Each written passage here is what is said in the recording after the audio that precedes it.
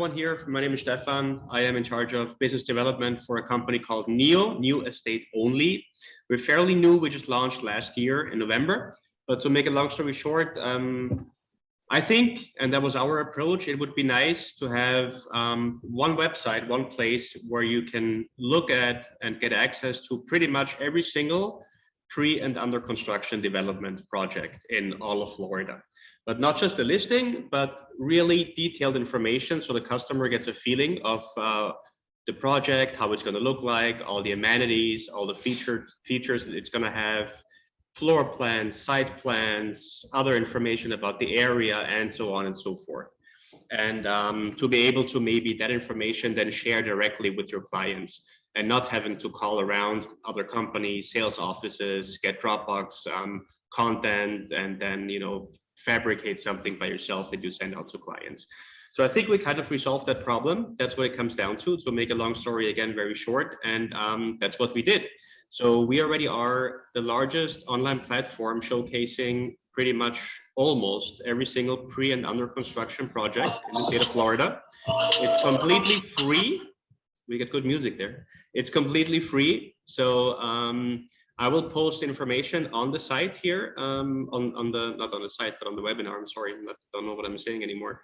So you can check it out. And another feature is that you can incorporate, and that's what Kevin was talking about earlier, mentioning, that you can have the entire database of every single pre and under construction development in Florida implemented into your own, or incorporated into your own website if you have one. And also that feature is free. So then everyone who comes on your website can browse 1,300 new and under construction projects in Florida at the moment. And they can do that on your website because you'll have all that entire database on your website. And then the lead is yours, because who are they going to contact after they look at a project on your website? Obviously, they're going to contact you. So then that's your lead. That's basically what it is. So I will put the information there. If you need any support on how to install this iframe feature, that's what it's called, to get this entire database on your personal website, I'll walk you through. We'll send you an email and show you how to do that. It literally doesn't take more than 2 minutes. And then you have Florida's largest database of pre and under construction real estate inventory on your personal website. Should you not have a website at the moment, that's also something we'll offer fairly soon with our second release, is a landing page, also paid for by the Miami Association for you guys. Thank you for that. You can put your contact information on there, or it will be on there. And then you'll also have the entire database of all new and pre and under construction developments on your own website, or on that landing page that you can use and then also share with your clients. So that's basically what we did. And with that, I give back to Kevin. Thanks for listening. And if any questions arise, please don't hesitate. Just shoot me an email or just give me a phone call, and we'll walk you through what the site can do, what other offers and features we have. We'll also be launching a referral rewards program for realtors, and a lot more things coming. But basically, you have one go-to place where you can find almost every pre and under construction project inventory in great detail, and share that with your customers and get the entire database for free on your own website if you want as well. Okay, I will put my contact information here. Reach out anytime. We are here to work for you and make your life easier and your sales more efficient. So thanks again for listening, and I'll talk to you soon. Thank you very much. Yep, and even with rising interest rates, inventory is still low. So this is a great thing to have on your website to show your customers and consumers exactly what is available in the new construction space. Stefan, thank you so much for your time. Thank you, Kevin. Thank you for yours. Always. Our next guest, he's pretty frequent on the show. We appreciate all his support. He will actually be hosting a tax class in about 6 months with us. His name is Don Fallenbaum. Now, tax season officially will quote unquote ended in April. April 18th. Yeah. Either way, there's probably a few people in this room that probably need to file an extension that haven't quite filed it yet. And if you need to do that, Don is your man, but that's not the only thing he offers. I'll let him explain more. Don, thank you so much for sponsoring this class, and tell us all about Fallenbaum CPA and Advisors LLC. Sure, always my pleasure, Kevin. And you're right, tax season officially ended on the 18th, but it never ends. It's pretty much all year round because many people file extensions. Um, I'm a CPA, been in practice about 25 years, and I specialize in the real estate space. That's my niche. That's what I specialize in. I help realtors, real estate brokerage offices, as well as real estate investors. I'm well versed in international with FERPTA, 1031 exchanges. So I'm here as a resource for my realtor clients, not just for their own tax and accounting needs, but also as a resource for their clients. If they have any clients that have any tax issues or have any questions, being part of your team, you have a resource that you can pick up the phone or shoot me a quick email or a text, and I can get back to you or put the client in touch with me directly, and I can get them the information that they need. And you look like a hero, and sometimes it could even save the deal, and it's happened before as well. So with that said, I also one of the functions that one of the roles that I do is also, especially for new realtors, is helping you guys have the right business structure set up properly initially. I've seen so many issues where it's not done properly. You know, a new realtor client comes to me maybe the end of the year.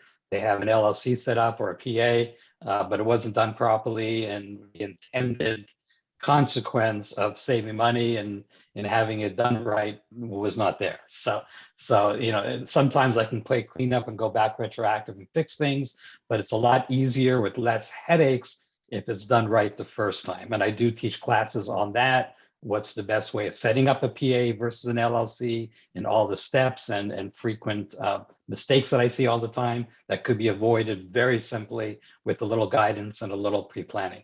So my main role in a nutshell in working with you guys is to take care of all the endless deadlines and the tax and the accounting function of that part of your business, because in fact you are in business, and that part of it is part of being a business. And I take care of all that part of it so you could focus on what you do best, and that's real estate.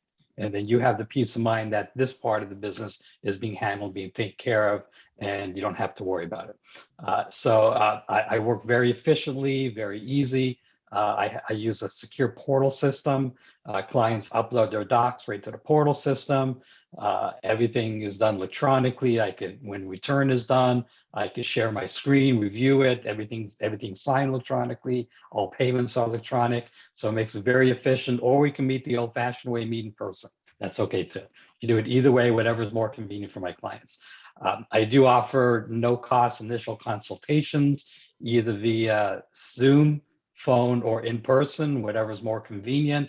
You can schedule it right from my booking app on my website, and feel free to reach out to me, you know, anytime. Even if you just pick my brain with a question, you know, feel free to reach out to me on that. And if any of you are still on extension, I can help you with that as well.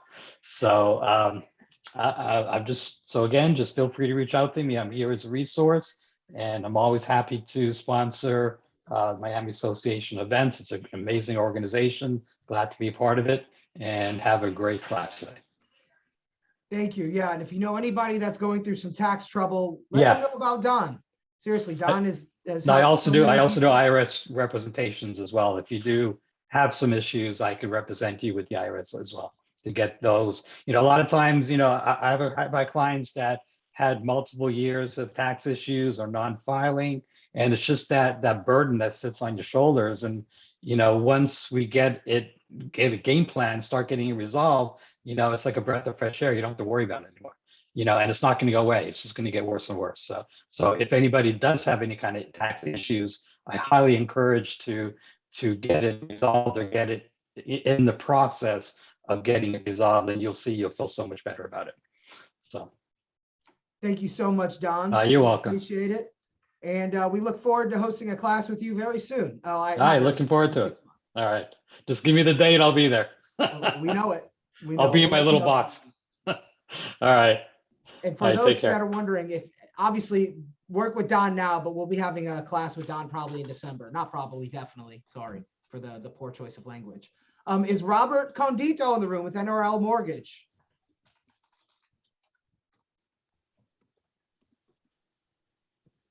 I guess Robert is not here. But anyways, thank you, Don, for sponsoring. His contact information is in the chat. Please send that to anybody you know that is that it needs tax help or has some tax issues. He'll be able to set you up. And with that, we now will go to our main event, which is the buyer's representation class. Definitely an interesting year to be hosting buyer's rep. Obviously, a lot of offers, a lot of different ways that your offer might not get accepted. And we're going to help you not only tell you how to best represent your buyers, but to also be more efficient in the business and maybe get a few more offers accepted. So we have Jeff Corriolan and Yara Domiati with us today. The floor is yours, guys. Thank you so much for hosting this class and sharing your knowledge about buyer's rep. Thanks, Kevin.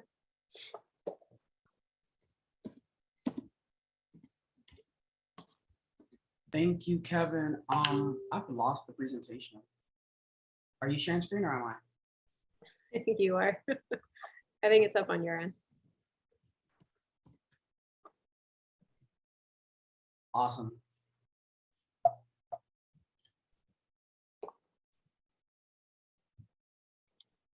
Beautiful. Well, welcome, guys. Welcome to another YPN event. Guys, if you attended the event that was held last week with Working with Sellers, I bet you it was an amazing event. So now what we're going to talk to you guys about is how to basically get your offers accepted in the market that we're in right now, which we're finding ourselves getting our offers not accepted. And sometimes it's not that we're sending them the highest offer amount. Sometimes it's not that we're sending them the best terms. Sometimes it's not that we don't know the listing agent. It's all about the presentation of how we started with not only just the buyer, but also the listing agent or the representation of the seller. So I'm excited to be partnering up with Miami YPN. My name is Jeffrey Corriolan, your YPN board member for 2022, and also a team leader here at eXp Realty of the JC Sales team, and just show you guys how to really sometimes just shift a little bit of what you're doing with the buyer, with the sellers, with the listing agent, and sometimes with your lender, which is your team, shifting that just a little bit, and you see how you get more offers accepted. So without that, I want to give the floor to my partner for today, Yara. Thank you. Hey, everyone. How are you? My name is Yara Domiati, and I am also with Miami YPN. It is a pleasure to be on here with you guys. I'm pretty sure you're all just anticipating all the information that we're going to give you. It's things that is tried and true for us because it's working for us. So I'm excited to help you guys in kind of figuring out how to get more offers accepted, how to be more efficient in this business. I have been in the business for 6 years. I am also with eXp Realty and am a solo agent. So I can teach you on the solo side, and Jeff is going to teach you more on the team aspect. So without further ado, let's get started. Beautiful. Quick overview, guys, of what we're going to be covering. It's going to be basically truly just working smarter as a real estate professional, working smarter with your vendors, the importance of buyers brokerage agreements. I want to take a quick poll here. Can we drop a 1 in the room if we're now doing buyer brokerage agreements, if we're actually sitting down with our buyers, doing those consultations and getting them to sign on the dotted line? Let's do a quick poll in the room here.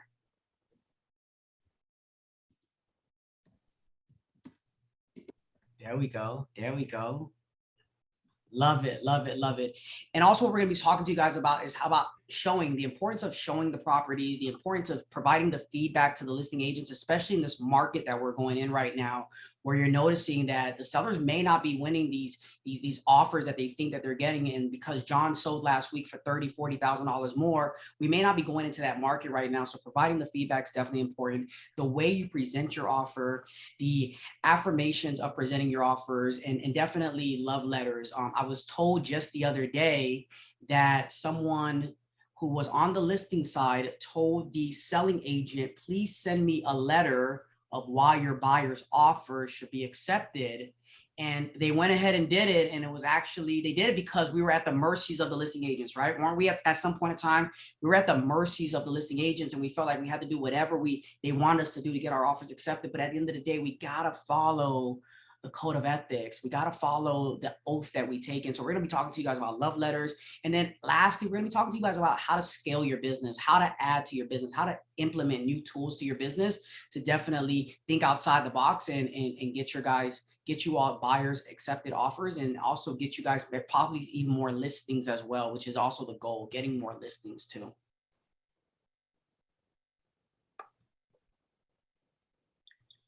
All right, so the first thing that we're going to talk about is the buyer consultation. So now that we know how many people are doing buyer broker agreements, drop a happy face and let us know if you're doing buyer consultations, because these are super important at the beginning stages to, one, set up expectations, let your clients know how the market is. So give them a brief overview, even though sometimes they will or won't believe you on how hot or how crazy it is. We still have a due diligence and we still have a fiduciary to let the clients know and give them a good overview on what's going on in the market.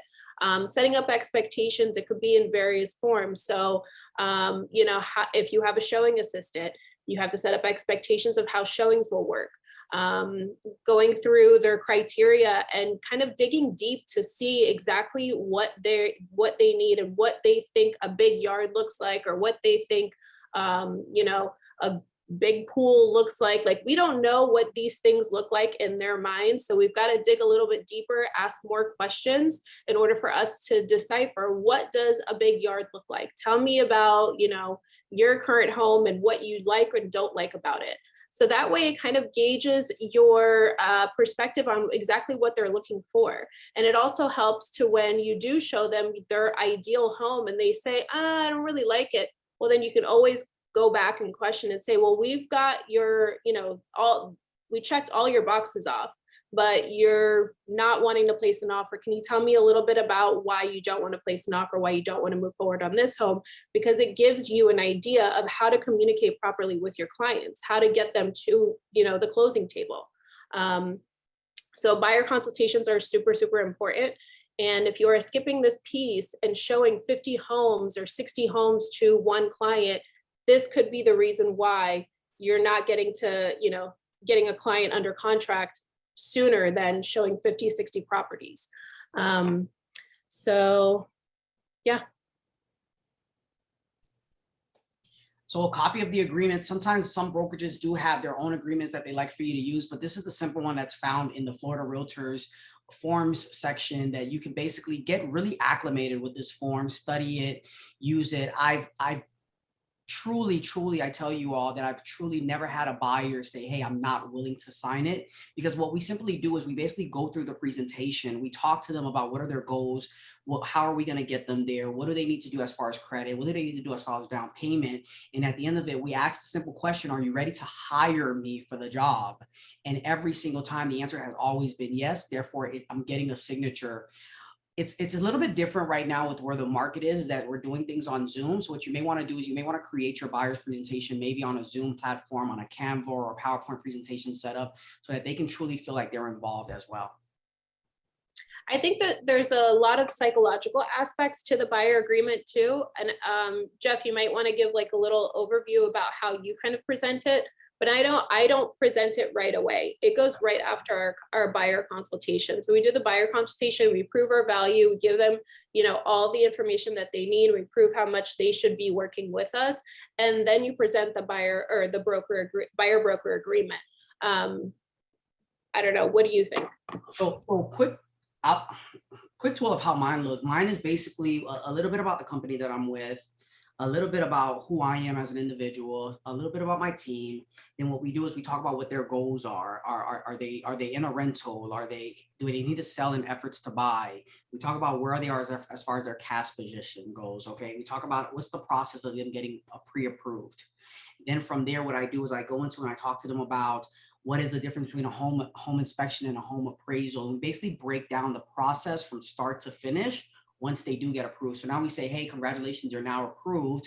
This is the process of what's going to be happening here, okay? Are you looking for a townhouse? Are you looking for a villa? Are you looking for a condo? We talk about if they are interested in a condo, what are the requirements of condos sometimes? We ask them if they have pets or they don't have pets.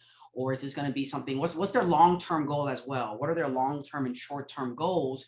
Because what happens is sometimes we'll talk to buyers and they truly want to be in that 2,500 square feet, 3-bedroom, 2-bath on the lake in the pool. And sometimes that's their long-term goal. So if we're able to really have a conversation with them from a professional aspect and say, hey, if we are able to have this short-term goal right now and get you into a townhouse or a condo or maybe a villa, we can therefore see ourselves 3-5 years. So we discuss all of that. We truly spend time speaking to the buyers. And then what we also do is we show them the MLS. So we say, Mr. Seller or Mrs. Buyer, if you're approved for $400,000 and you want to live in this area, we do the map search right then and there. And what we also do is we let them know about the concierge service that's provided through the MLS as well, Yara. And through that, we say, hey, whenever something new comes up on the market, you're going to automatically get it to your email. There's nothing that's going to be missed. And with us doing that, folks, we're now killing the Realtor.com. We're killing the Zillow page. We love Realtor.com, but we're killing the Zillows. We're killing the Trulia pages. We're killing the what's the red one called? The Redfin page. We're killing all of those because we're letting them know that we're getting instant data into this platform that's going to automatically shift to their email. And we show them exactly what they're looking for as far as perimeters. One of the best things that I love is that when I'm able to speak to a buyer and they say, man, I want to spend $450 in today's market. I want a 3-bedroom, 2-bath. I want to be in West Pembroke Pines, West Miramar, Cooper City. And then what I do is I go through the map. I say, what else do you want? You want a pool? All right, cool. You want 2-car garage? Great. And then we go from 20 options to 10 options to 3 options. And I say, hey, let's. So what do you think about these 3 options here? You want to go ahead and see them right now? They say, Jeff, I don't like those 3 options. I don't know. So now I say, okay, cool. We got to get a little bit more realistic now, don't we? So then we start talking about maybe we got to venture off. Maybe we got to go to Davie. Maybe we got to go to Sunrise. Maybe we got to go to Tamarack, Coral Springs. And now it's a realistic thing. I shared this story with you guys that I worked with a police officer that I would not send him properties. And every day he would text me. He's like, can you send me the properties? Can you send me the properties? And I said, I typically don't do that. I said, just wait till we meet. Just wait till we meet. And I was thrilled that he decided to wait till we met because we met at 7 o'clock that night in person. And I walked him through the consultation. And at the end of it, he looked to his wife. She looked to him and they smiled. And I said, what are you guys smiling about? What's going on here? Did I say something funny? They're like, Jeff, you're the 3rd realtor that we're working with. And we've never done this before. They said their second one was a colleague of theirs that was also a police officer, but also a realtor. And they kind of feel kind of ashamed now to not be working with him, but the process did not work out. They also told me that they lost their deposit. I was able to get this family in a property in under 30 days and they were able to close. And that was because I held back. We have to understand when we go to see the doctor, we don't call the doctor, say, hey, my head hurts. I'm coming in right now, right? We book an appointment. The doctors are professionals, the attorneys are professionals, and we got to put ourselves in that seat as well. So, and then after I go through the spectrum of what's happening in the market, where do they see themselves? I talk to them about getting pre-approved and what's the process of pre-approval. And at the end of it, I not only get them to sign, the wish list is what we create. We create what's called a wish list. And the wish list is basically broken down into what area you want to be in, how many bedrooms you want, how many bathrooms you want. We also talk about what are their likes, what are their dislikes. Okay, we talk to them about how many kids do they have. Okay, what are some important things that they need to have, and we call it the wish list. And the reason I use the wish list is because when they tell me they want to be in Cooper City, they want a 4-bedroom, 3-bath, and then they decide to send me a Pompano Beach 5-bedroom, 2-bath. I say, wait a minute, I'm looking at your wish list right here, and it's just not adding up. Can you clarify this to me?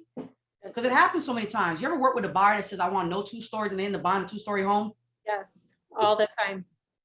It's like, it's bananas. But so that's why we call it the wish list, because it makes it sound good. It makes it sound cool, right? We call it the wish list. So it sounds like you've got like standards set in place. Just to kind of reiterate to the audience, these are standards for your business that you've set in place. You will not send any properties before you meet them, before you go over the consultation. You will not do any extra work outside of how your standards and systems are in place. And that's what makes you a professional in this business and keeps you from going insane in a crazy hot market, right? Exactly. I stood in line, I would say throughout this whole pandemic, Yara, I stood in line during an open house, probably for the first time a few weeks ago. And I did it for like 5 minutes. And I was like, oh my gosh, how do you guys do it? Oh my gosh, I give you guys glory. Oh my gosh. Because I try to, when I say that word, to never position myself where we're one of those realtors and buyers that are standing out there. Because at the end of the day, we kind of know that our offer may not get accepted here, regardless of $20,000 or $40,000 or $50,000. So what I do is I educate the buyers in the beginning. And with us having this dialogue, and sometimes our Zoom calls go a little bit over an hour, but at the end of it, they understand the process. Yeah. Therefore, And I think go ahead. And therefore, now when I present to them this document here, it's not even a question about it. It's not even a question about it. I had a guy one time, and I'll pass it off to you afterwards. He says, Jeff, I want to hold off on this. And what we ended up doing, Elon's actually with us. She's a part of one of my partners on my team, is that we went and we showed them the properties. By that afternoon, he already signed the document and sent it back. Yep. Drop mic. Well, let's go back to I love all of that because it shows the processes and how you get your clients to the closing table. The buyer broker agreement is strictly, for me, is an emotional agreement. You are committing to work with me as long as I'm committing to work with you as well. It's a commitment between the client and the agent. I think if you don't have this and you don't get them to sign this or even present it, there's no agreement. They can go to the next realtor, no matter how much you prove your value, they're still going to go to the next agent, you know, if that agent presents a property for them. So this helps protect you. It also gives you a system to make sure that you have in place in case anything happens where, you know, you are the procuring cause. So I'm glad you gave us all of that information so other people can take it and, you know, plug it into their own businesses. Beautiful. Go to the next one.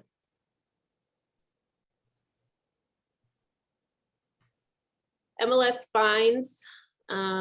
These are just a detailed fine schedule. You can always screenshot or look at the QR link to just bring them up on your end, but this is a boring page. Just know that there are fines associated with certain things that, you know, love letters and stuff like that. Definitely.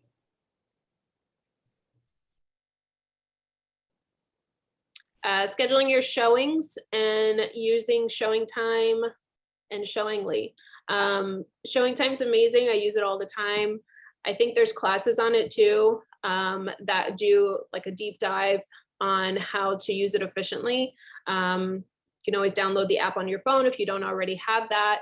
I love to use it from my desktop because I just put everything into my cart and then I rearrange it depending on the map and how we can, you know, knock out 5-6 properties in one shot effectively. How many people know that though, Yara, that they can schedule through showing time house 1, 2, 3, 4, 5 right through there, and it'll go ahead and it'll give you the map direction, so you're not driving to Coral Springs and to Margate and back to Coconut Creek. And yeah.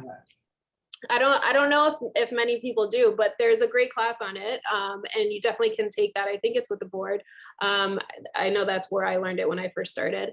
But yeah, you can definitely do that. You can put them all in one cart for different days and schedule and map out it's called Smart Route. So you're able to kind of go in a circle or do whatever you need to do to knock out the properties and not waste more time than you should. Some other cool tools about showing time is that it allows you the opportunity to communicate with the agent as well. It allows you the opportunity to communicate with the listing agent. It allows you the opportunity to have a mobile aspect. So let's say, for example, you're on the road and you want to schedule something, you want to see a property. If it's available to be shown right away, you can use it on your phone. So I think it's a pretty cool app, and same goes for Showingly as well. Yep, for sure.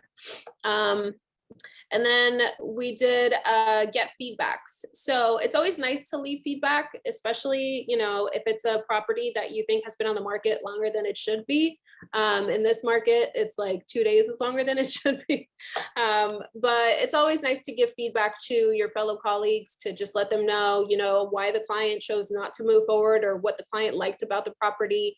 It's just, you know, it's a professional way to set up yourself and kind of differentiate yourself. And I've gotten feedback from other agents to where I knew that they were being very professional, and because they were being very professional and gave feedback, It just created a better relationship when they did send over the offer between the both of us. Like it makes you stand out as a professional. So I always encourage to give feedback.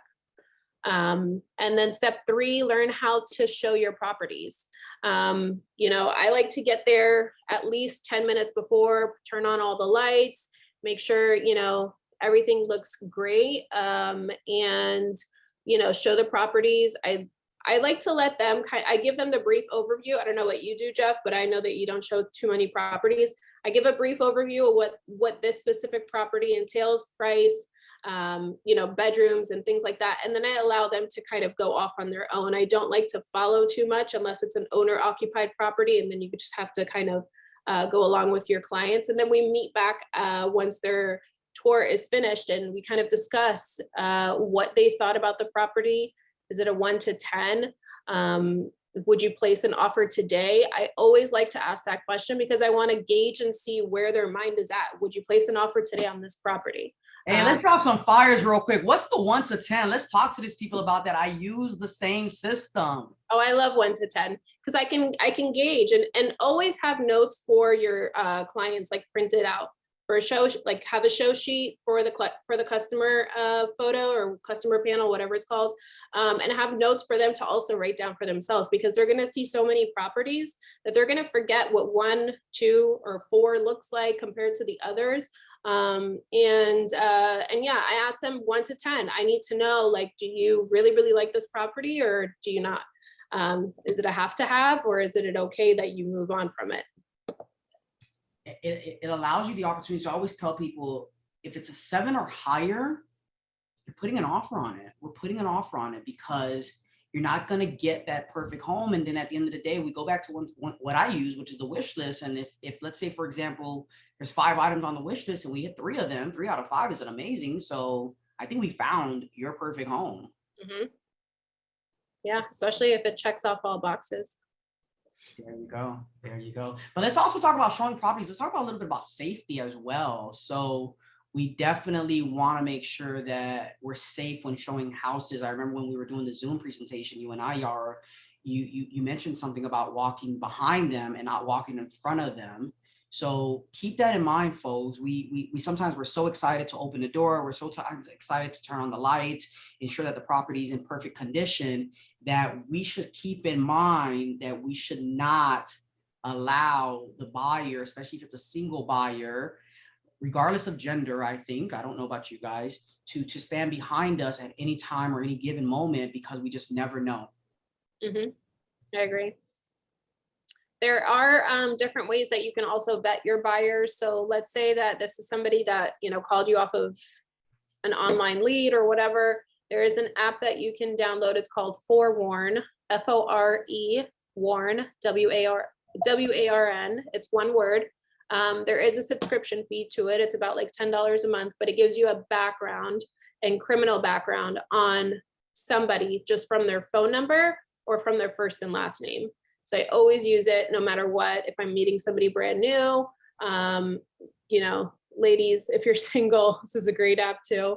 But it gives me a good, idea of what type of person this is. And I remember one time I got like a really weird call from just like a random person, didn't even look at my website, didn't register on my website, just directly called me. I'm not sure where he got my information from, but he said it was like Facebook. And I had a really weird feeling about it. And he said he wanted to meet to look at some properties because he's coming into town and he's from Boston. Usually when I get relocating clients, it's from an agent referral. So I knew that it couldn't have been some random person. So I went and checked in Forewarn, and sure enough, he had a ton of criminal history and misdemeanors and battery charges or whatever. So please be careful, get some mace spray or something when showing properties by yourself. All right, Jeff, you want to go to the next slide? Yeah, heard. Amazing. So when showing the properties, I think it's very important right now, especially with a lot of gadgets that are inside the house. And sometimes we're not too clear on what's staying, what's not staying. And that's why they did the change to the contract. But we have to sometimes be 10 steps ahead. So take inventory of everything that I think not only that you believe should be staying in the home and you know should be staying in the home, but also what the buyer wants as well. Sometimes negotiation is sometimes pricing, but it's also what the buyer wants in the house as well. So take inventory of everything. Ask the listing agent or ask the seller if what's staying in the house, what's not staying, because sometimes you can use that as far as negotiations as well. You know what I mean? Have a copy, which Yara spoke about, have a copy of the MLS sheet so that if you know what the taxes are, okay, you know what the square footage is, you know what the land size is, okay, you know what the bedroom size are. So I noticed that's not on the MLS sheets anymore, but sometimes you have to bring like gadgets with you, because the difference between them going home and sleeping on it versus them making an offer right now is probably them just saying, hey, can I fit my bed into this room here?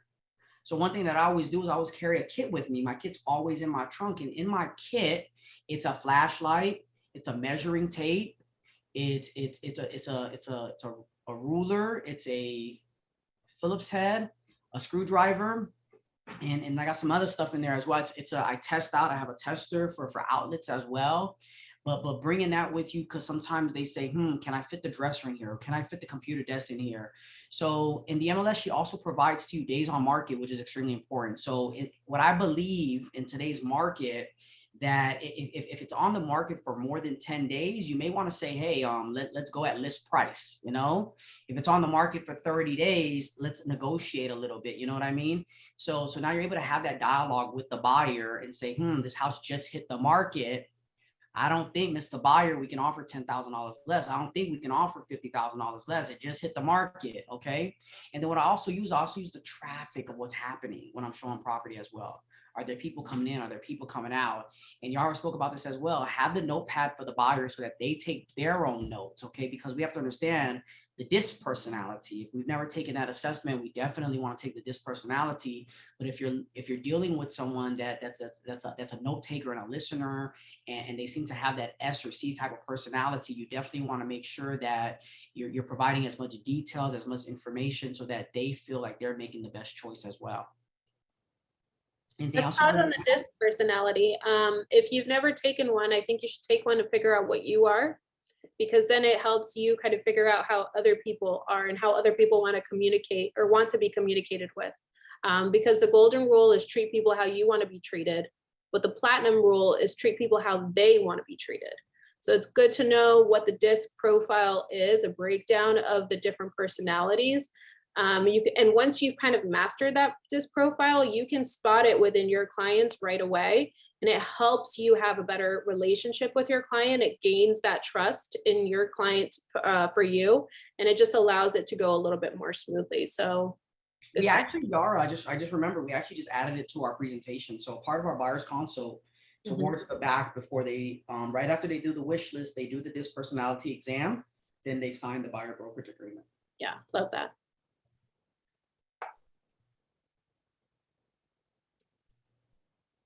No commission on contracts. You want to cover that one, Yara?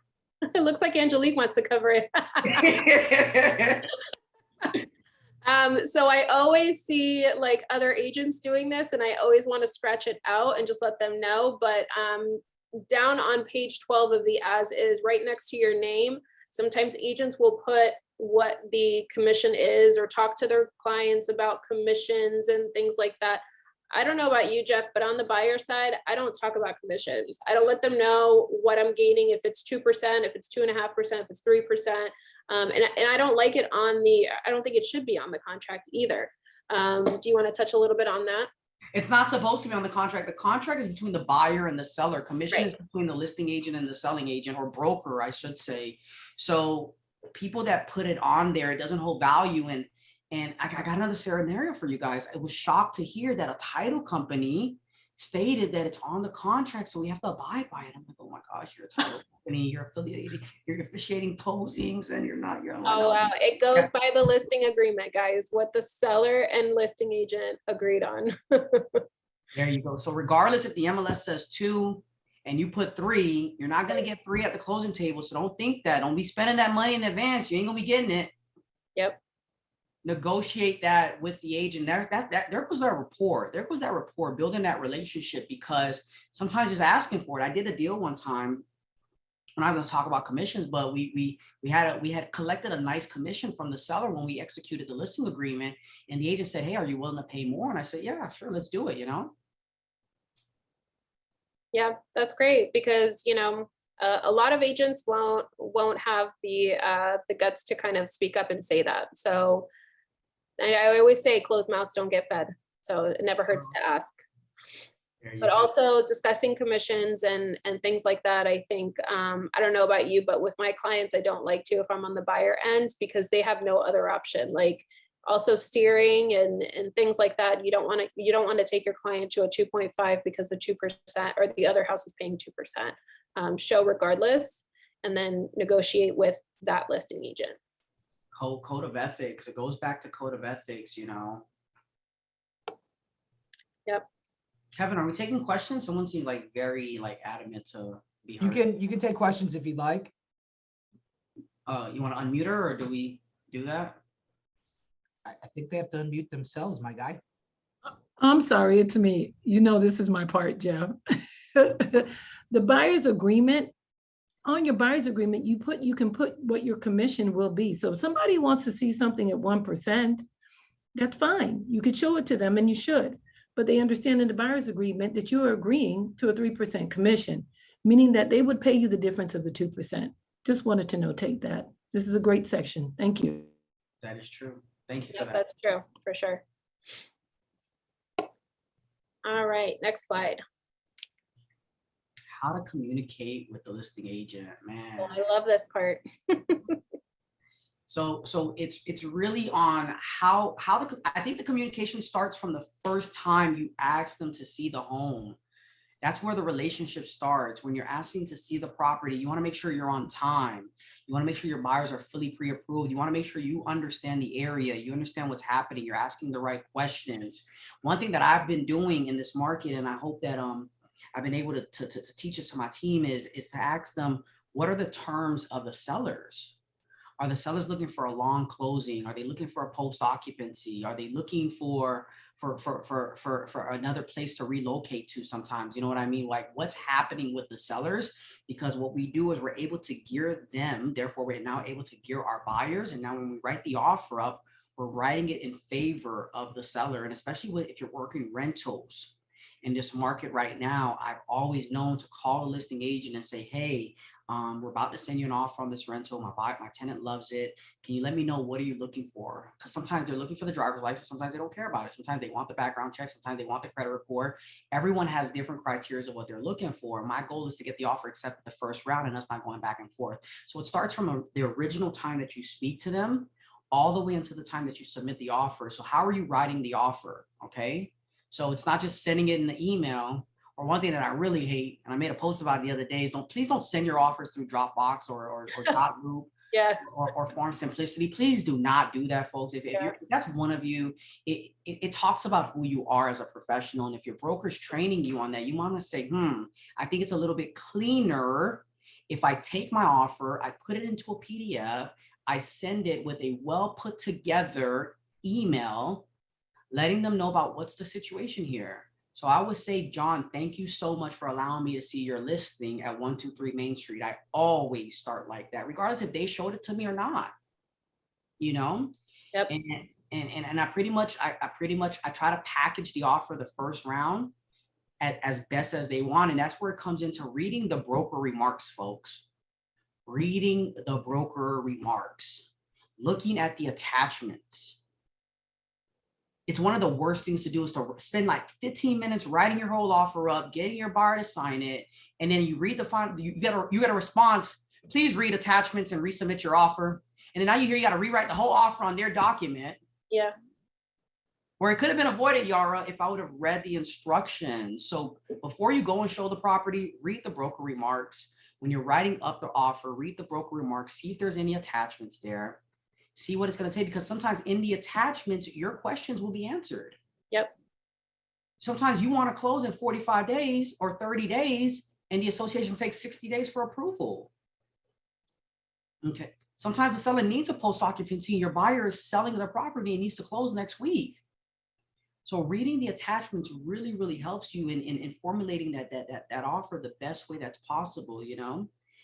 And then from there, it's communicating. So text messages are great, phone calls are amazing. But one thing that I could definitely say as being a heavy listing agent is you calling the listing agent 30,000 times doesn't really help you to get your offer accepted. I don't know about you, Yara, but calling the listing agent 30,000 times that you sent in your offer, you want a response right away. At the end of the day, our job on both sides is to do the best by the customer. So we definitely received your offer. We're definitely going to review your offer, and we're definitely going to make sure that we put your offer in front of the seller with all other offers to ensure that they're definitely represented and that you get a response right away as quickly as possible. And then if you are a listing agent, I know this wasn't added on, but I always want to say this. If the offer ends up not being accepted, folks, please let the other side know. Please send emails to them. And you know what? Go the extra mile and just let them know why the seller chose this offer. What did this offer have that maybe your offer didn't? Because it helps buyers agents kind of gauge what is going on in the market. If they don't get that feedback, they won't know. Like everything will be blind offered. And I love the fact that you said to ask the listing agent what the seller is looking for. So many agents are afraid to ask that question. And that question is not so that you can go back to the buyer and say, we're going to do this, this, and this. It's just to educate the buyer and let them know the seller needs 60 days post occupancy. Can you do that? Sometimes a buyer cannot do that. The buyer needs to move into a home. They've got a deadline. They're relocating, whatever the situation is. But it's great to ask that question because it gives you a gauge of what is going on with the seller. Should the buyer proceed? What's going on with the buyer? Can we meet somewhere in the middle? It's all about communication and sending your offers. Just like Jeff said, don't call 30 times. If you've called already, send a text message. If they still haven't responded, send your offer. Send it with a video. You'd be surprised. A lot of listing agents, Jeff can attest, are not sending videos. They do not send videos. You probably get like 1% that do. So send a video, introduce yourself, let them know why you are a professional, what you're going to do to make sure that your offer gets or your deal gets to the closing table. Sell them on yourself. You need to do that too. It's not just, the buyer's offer. You've got to sell them on yourself because a lot of people have not met you. They don't know if you've got credibility. They don't know, what type of agent you are. So having that video piece definitely will help you stand out. That's amazing. Next slide. Love letters. So no love letters. It's a fair housing violation. And for those of you that have not been in the business for so long, this is why. I'll tell you about an instance that happened with me. We had a client that was of Asian descent, a buyer, and a seller that was also of Asian descent. We did not send a love letter, but had we sent a love letter, and obviously, if somebody is of Asian descent and they see somebody else's name, they're going to know. Just like, I'm Middle Eastern, parents are Lebanese. If I see another person's name that's Middle Eastern, I'm going to know that they are of Middle East descent. If we had sent a love letter, showed the client what, that family looked like, they're likely going to choose this family because they are the same descent. Sometimes that happens. Other times they fall in love with that family and, whatever the case is. But it allows for the decision to not be made fair. Other offers that are submitted are not considered because they are not of a race, a gender, whatever the case is. You can send a letter, I've heard, and I don't know, correct me if I'm wrong, send a letter about how much you love the home, but nothing about you, nothing about your family, nothing about what, how many children you have or anything of that nature. You want to send a letter just saying how beautiful the home is, how well they took care of it, and how much you love it. And that's it. There's been a request to discuss what love letters are, and what love letters are when you basically either attach a photo. Sometimes people do that, or you basically say, hey, my name is John. I grew up in the area, and my mother bought our home 15 years ago, and I'm so excited if I can live down the block. My wife and I have our 2 kids that we'd love to grow in the area. And as of right now, I'm a police officer for Dade County, and my wife's a nurse for Jackson. It's your life story. Yeah, exactly. Anything that sounds like that, or we call it a sob story. Yeah, it could be a sob story too. So no love letters. I don't remember what step 2 of that one was, but we can move on if you'd like. I think we're almost. We spoke about it. It was about the no commission on the contracts. Oh, okay. So Yara, what do they do now? Their offer's accepted. So my offer's accepted. Now what? This just kind of gives the detailed outline of things that happen. Because I'm not great with deadlines, I know my strength. You should know your strength. I hire out a transaction coordinator because the transaction coordinator will take care of all the paperwork, make sure everything is filed, schedule my inspection, communicate with the listing agent to make sure that, appraisal was scheduled, all of these necessary things. I think it's super important that if you know that you're not great at paperwork, you're not great at, all of these things, to hire a transaction coordinator because they will make sure that your file stays in check. You want to also do that because it helps you focus on bringing in more business. So first thing that happens is I think we miss escrow payment. So escrow payment usually happens first, then inspection, appraisal. If it's going through financing, then the loan gets conditionally approved. Then they're verifying employment. The HOA application needs to be done. That's usually done within the first 5 days of the executed contract. You have to turn in the application and make sure to give it enough time to turn around and approve. All the while, lien searches, title work, title search is being done by the chosen title company. The survey is also being done. And then you're conducting your final walkthrough and doing your closing. It sounds very easy. It could take 25, 30 days, sometimes 60 days. Really all just depends on your lender. So it's important that you partner with the lender, no matter who it is, to make sure that they can meet all these different deadlines, the loan approval, the closing date, and things of that nature. Do you want to give any other details, Jeff?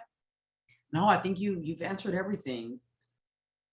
Okay, cool. Let's go to the next slide. I think partnering with the best lender, I think we didn't spend some time with that, but I think partnering with the best lender, because while we're not responsible to refer anyone, I think it's good to always have a book of people that you work with, that you trust, that you can always, hey, refer 3 or 4, which is what I always do. Whenever I do finish the consultation and they're not pre-approved before, what I like to do is I like to refer them 3 lenders based on their situation. I say it again, based on their situation, I like to put them with lenders that I think that would definitely take good care of them and get their questions answered and walk them through the process. So definitely having a bulk of business. And when we talk about a team, that's what a team is.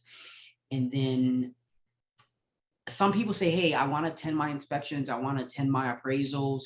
I think it goes back to the person that you're dealing with as far as the dispersonality of your buyer as well, where you stand with that. And then the HOA application, sometimes listing agents or selling agents will take responsibility of that. Truly understand, though, that the application process is truly the job of the buyer. It's truly the job of the buyer. And our job is just to guide them to ensure that they turn in all their documents. So having a good TC, like, for example, Yara said, is definitely an essential piece of your business if you know that you're bad with paperwork. And if you know that, hey, you're not going to remember that the condo application needs to be turned in 5 days and they need to get the copy of the photo of their dogs, they need to get a copy of their license, they need to get a copy of their their license plate, their insurance vehicle stuff. So keep that in mind. And then lastly, building a team of who your title company is as well. A lot of times buyers, especially first time home buyers, they don't really know who the title company should be, or who they should be giving it to, or what's the difference between using an attorney versus using just a regular title company. So I think having that bulk of business as well, as far as who do you go to and having your top 3 referrals provides a smooth transaction as well. I think one thing that I like to always say is that I like to hold truly full control. So I like to truly work with people that I know that's going to get us to the finish line, and it's not going to be any mystery. So I don't know about you, Yara, but when buyers come to me and they're pre-approved already, it kind of scares me in a way, kind of makes me a little bit nervous. So what I do is I kind of grab the bull by its horns. And what I do is I call that lender right away and I introduce myself. I say, hey, just got the pre-approval from John. I'm excited to be working with him. Just wanted to introduce myself. I give them a little bit background about who I am, how long I've been in the business, what I've done in the industry. And then what I try to do is I try to get some background about them. I try to discuss some stuff about the buyer, see where we're at, and see if there's a relationship between us, you know? And then like that, I think it allows for a smooth transaction. Sometimes what happens is the deal falls apart because we never built that rapport with the lender. So now when the lender wasn't able to get the buyer's VOE, verification of employment, or wasn't able to allocate the buyer's assets and where it's coming from, and they never informed you on that, it was probably because you never built a relationship with them so they know that they can be free willing to just pick up the phone and call you. Right. So keep that in mind as well. Keep that in mind as well. If the buyer has a spouse that they're buying with, or a friend that they're buying with, or someone that they're looking as far as guidance, I want to befriend that person as well, because I want that person to trust me, because it's going to make it a smoother process. With 56 or 57,000 realtors, probably by the time we sat here today, a part of the association, everyone knows a realtor. So at the end of the day, I would hate to work so hard and then lose my customer because now their boyfriend now knows a realtor. You know what I mean? Mm-hmm. Touching on, I just remembered something that happened, a transaction that fell apart for me last year, and it had to do with the lending and the title side. Both sides did not ask, and I didn't ask at consultation, which I implemented right after, if the buyer was single or married. I knew it. I knew it. Yep. How insane. So we didn't ask that question at buyer consultation. Now we've implemented it. It passed. The title did not ask.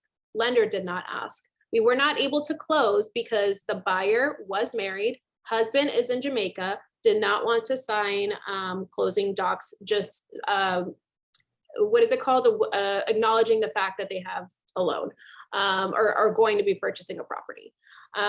So make sure that that question gets asked at your consultation. Let it be your job to ask that question. And it's okay to ask it. If they come off kind of weird, just say, you know, I'm just making sure I'm doing my due diligence. Are you single or married? So you know how to position them moving forward. In addition to that, Yara, though, if you're doing the consultation, you want all the decision makers to be there. It's almost like a listing presentation. Of course, you want all the decision makers to truly be there, because, and this is what I love when I talk about the wish list that I go back to again, because it's funny when you're writing out the wish list. And what I like to do when we used to meet in person was I would put the buyer on one side, the spouse, buyer A on one side, buyer B on the other side, and I would have them both fill out their wish list. I would say no cheating whatsoever. And then I would come back and I'd like to see the differences. Mm-hmm. That fixes a lot of problems. If we're able to diagnose exactly what the person is looking for, because the husband may want a garage and the wife may not want one. You know what I mean? So now if we're able to have that discussion up front, we're now able to see exactly where we're going together.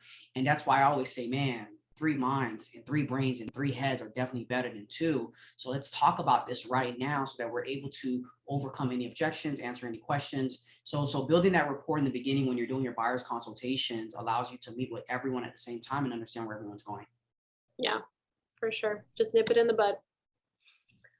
All right, next. Your favorite part, transaction coordinator? Gotta have a TC. So fun tips, get a showing agent. You know, it's hard, I think, in our market or last year I saw it was super hard for me to find a showing agent because I felt like people just thought it was so easy to find business. There are apps that you can use. What was one of them? Showingly, I think. I have not used that yet. I've used Unlockbox, and you're basically paying by the door. So let's say you've got 5 buyers that you're working with and you can't be at every showing. A showing agent is going to help you because all they're doing is walking your client into the property, letting them see it. But you also have to, you know, if you're not using one of those apps and you have a showing agent on your team, I would highly, highly recommend that you train them how to speak, how to show, how to, you know, just the different language that they should be using. It's super important because just like how you are, you want to clone yourself, but just show. So make sure that you're educating your showing agent, you're educating them on the market and just kind of giving them a brief overview of what they need to know going into the showings. Sometimes it's not just opening a door, but those apps do allow you to kind of get somebody to open the door at the drop of a dime, same day, next day, whatever it is. I think it's like $25 or $30 a door. And those are great because they can help you when you're on vacation. So you're not feeling like you need to be here, you know, as a solo agent, you need to be here and nobody else can cover for you. You've got coverage for sure. And then look into a transaction coordinator. There are so many now than there was 6 years ago. I think a lot of people kind of saw the model and are now, there's a lot of TCs around. So I would just ask whoever has used a TC that they loved and somebody that communicates very well and communicates with your clients very well, because I've had a TC where they did not want to call at all. They just wanted to send emails, and it doesn't create a great experience when you're just constantly receiving emails and that client may or may not check their email all the time. So you want a TC that goes just a little bit above and beyond, even though they're contract to close and they get paid at closing. You still want them to kind of give a little bit of great customer service because that reflects back on you. So how a transaction coordinator works, if you've never used one, is you pay the transaction fee and they get paid at closing along with you. If the file does not close for whatever reason, if it falls out, they don't get paid. But if it does close, then that's when they do get paid, is at closing. Beautiful. And that's it, folks. That's really about scaling your business. That's really about, hey, when do I decide that it's time to get assistance, get some help? How do I go from 10 deals to 20 deals, 20 deals to 50 deals, 50 deals to 100 deals? And it's basically creating systems like this. Creating systems and hiring people. Is there any questions that you guys wanted to ask before we end this off? Feel free to unmute yourself. Just a little plug in, you go ahead and follow me on Instagram. My name is Jeffrey Corriolan. If you guys have any further questions, I was getting questions in the chat room as well. If you guys have any further questions, you could just go ahead and hit me up on Instagram and I'll definitely get your questions answered. And Yara's on Instagram as well. Hello, I actually have a question. I think it's I don't know how to simply put it, but I think the question has to do with systems. So when it comes to systems, for somebody who's not generating even one consecutively per month, what do you think? How can we do that research to figure out the systems to put in place? Because that's the biggest setback for many. How do you figure out your systems, you said?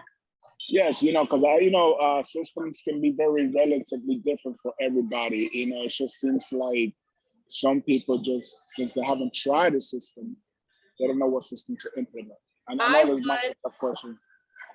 Yeah, I mean, are you a solo agent or I'm assuming? Yes. Okay. Yes.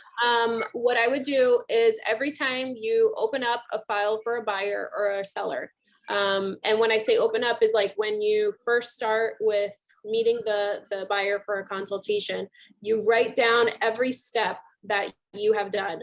So step 1, scheduled a Google calendar and sent them a Zoom link.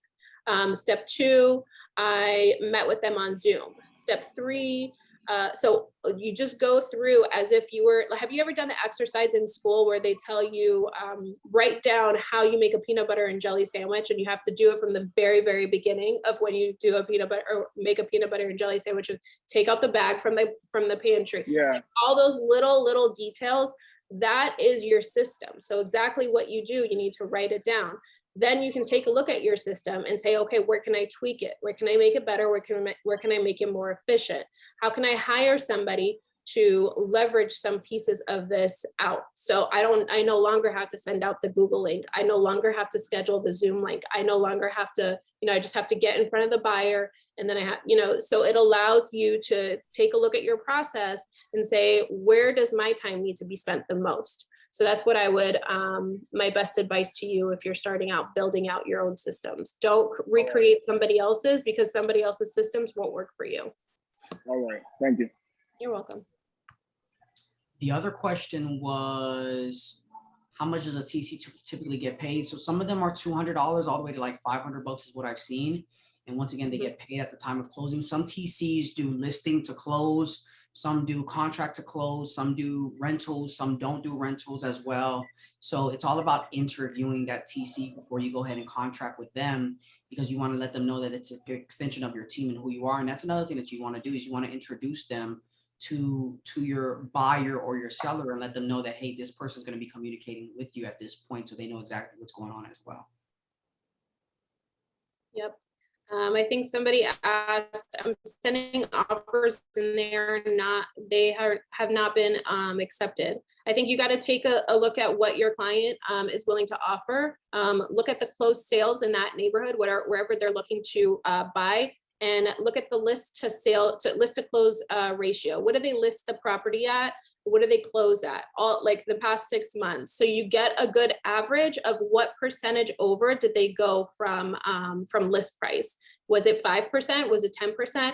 You need to take the data and communicate that to your client and let them know, in this neighborhood, this is what has closed. So this is what we need to do in order to win our offers. Shortening inspection periods will win your offers, loan periods, loan approval periods, but you need to speak to the lender first before you put that onto an offer, because the lender needs to approve that they can get that loan commitment before a certain time period. So some lenders say that they can do it in 7 days. They can do it in 7 days, great. They can order appraisal, do whatever they need to do and send it out. That makes your offer enticing. Escrow payments, the larger the escrow payment, the more enticing your offer looks, because it looks like they've got enough money just in case something falls through. They've got more skin in the game than a different buyer. But you've got to take a look at all of the different factors. And you're welcome to message Jeff or me on Instagram, and we'll kind of do a little bit of a deep dive. I'm happy to do that. How can we get your contact for you, both of you guys? I'll leave it in the chat box. Thank you. I just dropped through Yara. You did? Oh, thank you. Jeff just left my Instagram and his as well. And then the other question was, will we receive the recording? That's a question for Miami Association, Kevin. And then buyer's agreement before loan approval. Wasn't too sure about that comment or question. Edwin Paz, if you want to unmute yourself.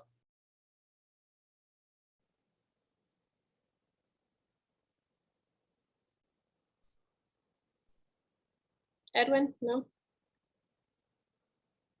Richard, I can't share the recording because it's with the Miami board. So if Kevin allows, then he'll send it out to anyone who registered.